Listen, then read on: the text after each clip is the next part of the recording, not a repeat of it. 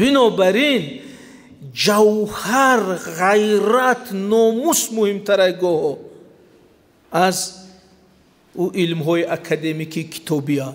برعکس در امون سالهای 24 اکثر زیاییان تحصیل کرده ما ضد دولت تاجیکی برآمدند. پروفسورها، همین فطرت پروفسور بود، عبدالرؤوف فطرت. این عبدالرؤوف فطرت طرفدار دولت ترکی شد. این شیرین شاه نخوانده بچه بیست گفت نه ما تسلیم نمیشیم، تاجیک باید صاحب دولت باشد. انا برای همین میگم که وقتی اینا را کارنامه شأنم خیلی احساس کنه، همین هر کس از اجاش خزانه و معلمی جوان میگه که ما میشم یک شیرین شاه دیگه اگر کسی به همین دولتی من کمترین تجاوز و تعرض کنم. خیلی همین مهم است که همون حس شخصی شوه. معلومات کتابی یکم فایده نداره، او برای یک درس دادن است. ولی آدمی که خودش احساس کنه که همین من چه با همین دولت، با همین تاریخ، با همین ملت پیوندم، همون میشد ملت دار و دولت دار. زیرا بارها گفتم ولی اینجا دینا جوانو هستن، این معلم ورزش از جوان وقتی در هم دیوار میبینه شیرین شاه و تیمور نصرت الله مقسومه، یکی فکر نه که اینا یگان موسفیدای سیاست مدارای پیری سالها اکادمی خوندن، سیاست شناسی خوندن، رهبر شدن. اصلا خیلی نیست. همین شیرین شاه و تیمور وقتی رئیس بدخشان میشن 23 ساله بود. 23 ساله. این حالی ما 23 ساله را کودک حساب میکنیم. هم خیلی نیست؟ چونکه تولد شیرین شاه و تیمور 1899 سال 1922 یعنی بچه 23 ساله اولین رهبری ولایت بدخشان. وقتی که رئیس جمهوری تاجیکستان شد شیرین شاه و تیمور 31 ساله بود است. این هم جای یکان کس هست 31 ساله نیست. هم علاقه گذشته ای او سین سال یعنی 31 ساله بود از رئیس جمهوری تاجیکستان. علاقه 36 سالگی ده کشته شد. این رقم ها چرا لازمن؟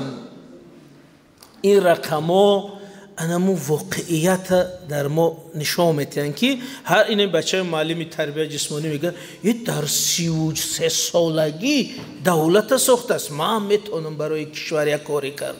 هم خیلی نیست؟ یعنی انمون تصور نکنید که وای او ولی ما هم 70 ساله شاید رنگ شیرین شو با یگان کار میکنیم. خیلی وای در 21 سالگی 23 سالگی 31 سالگیش دولت ساخته است، از قومی اجدهای تاریخ کنده گرفته است. این دولت ما. بنابراین وقتی ما همین هر بار ما ای پیش همو صورت همو گذرون به خدا اگر همین شریعت اجازت میداد سجده میکردیم به خدا. هم خیلی چونکه اینا بچه های جوان همی کار کردن. نصرت الله مقسوم هم یکم موسفید نبوده است، 54 سالگیش ده کشته شده است. این هم سالهای ما بوده تقریبا کشته شده است. بنابراین او قهرمان ها یگان افسانه نیستن. او تاریخ صنف 5 دارین که میگه که روایت قدی فلان پهلوان 16 متر بده، دستش 20 متر بده، شمشیر چند کجاش چند متر بده. اینا خیلی نیستن. اینا نمی قهرمانای واقعی، این نمی هوای نفس کشیده است، هم خیلی همی آب خورده است، در همی کوهساری تاجیک گشته است، بالای همی سنگ نشسته است، ولی همی گرده و غیرت و ناموس داشت است که بچه 22 ساله بچه 30 ساله این دولت بنیاد کرد. بنابراین جوهر، غیرت، ناموس مهمتره گاه از او علم های اکادمیکی کتابی ها. برعکس در امون سالهای 24 اکثر زیاییان تحصیل کرده ما ضد دولت تاجیکی برآمدند. پروفسورها، همین فطرت پروفسور بود، عبدالرؤوف فطرت.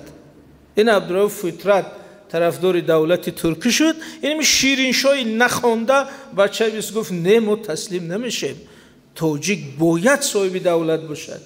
انا برای همین میگم که وقتی اینا را کارنامه شأنم خیلی احساس کنه، همین هر کس از ایجاش خزان و معلمی جوان میگه که ما میشم یک شیرین شای دیگه اگر کسی به همین دولتی من کمترین تجاوز و تعرض کنم. خیلی این مهم است که همون حس شخصی شود. معلومات کتابی یکم فایده نداره، او برای یک درس دادن است. ولی آدمی که خودش احساس کنه که همین من چه با همین دولت، با همین تاریخ، با همین ملت پیوندم، انمو میشد ملت دار و دولت دار. شما این فرق فطرت، پروفسور عبدالرؤوف فطرت دانشمندترین تاجیک استاد آینه میگفته که یگان کس چنین فطرت با سواد نیست. آدم حیران میشن گفتن که این فطرت ای عثمان اومده باشه با سواد ای.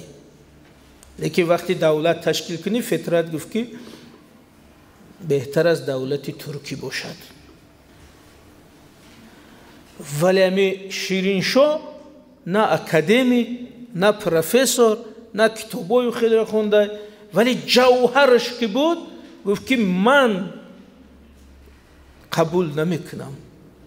شما میدونید که به استالین مکتوب نوشتن خودکشی بود. با مکتوباش خیلی بسیار دیپلماتی هم نیست، اما پریم مستقیم نوشته که کنی حقوقی تاجیکان و من به این مردم حقوقتون به دست میاریم. گفته اینا را خیزاندم به طرف شوروی.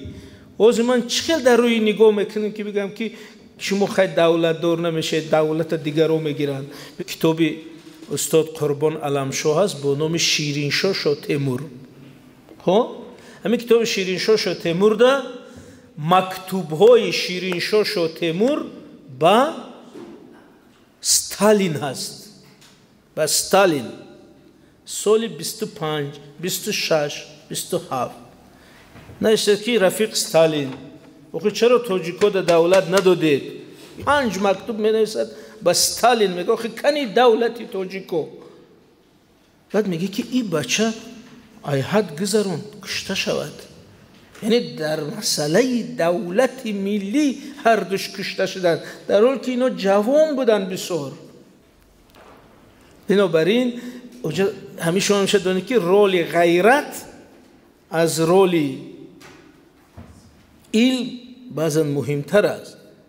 من همین اشرف غنی پرزیدنت افغانستان گرفت، میدونید دو عنوان عجیب داشت.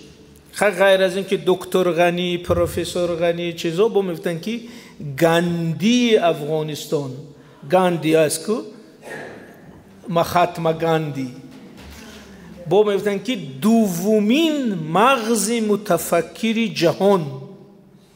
یک مجله امریکایی روش صورت شماندگی دومین مغز متفکر جهان دکتر اشرف غنی. این دومین مغز متفکر جهان گره رفت. چرا خیمه شد؟ چون که گوه غیرت، ناموس، جوهر، اصالت از او دانش مهمتر است.